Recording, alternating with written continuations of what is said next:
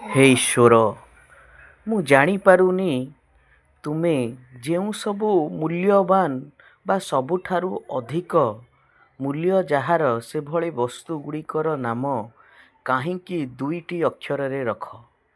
ହେ ଈଶ୍ୱର, ତା ଭିତରୁ ଗୋଟେ ହେଉଛି ବାପା, ଯିଏ ଦୁନିଆର ସବୁ ଦୁଃଖ କଷ୍ଟକୁ ନିଜେ ସହି ସବୁ ପ୍ରକାରର ଦୁଃଖକୁ ନିଜ ଛାତି ଭିତରେ ଚାପି ରଖି ସବୁବେଳେ ନିଜ ପିଲାମାନଙ୍କର ଭଲକୁ ଚିନ୍ତା କରିଥାଏ।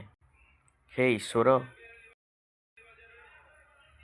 ଦିନ ବିତି ଯାଉଛି, ଚିହ୍ନ ରହିଯାଉଛି, କିନ୍ତୁ ଆଜିର ସମାଜରେ ଯେଭଳି ଭାବରେ ବାପା ମା ଅତ୍ୟାଚାରିତ ହେଉଛନ୍ତି, ସେଥିପାଇଁ ମୁଁ ବହୁତ ଦୁଃଖିତ। ହେ ପ୍ରଭୁ, ତୁମେ ସେଇ ପିଲାମାନଙ୍କୁ ସଦ୍ବୁଦ୍ଧି ଦିଅ। ଜୟ ଜଗନ୍ନାଥ।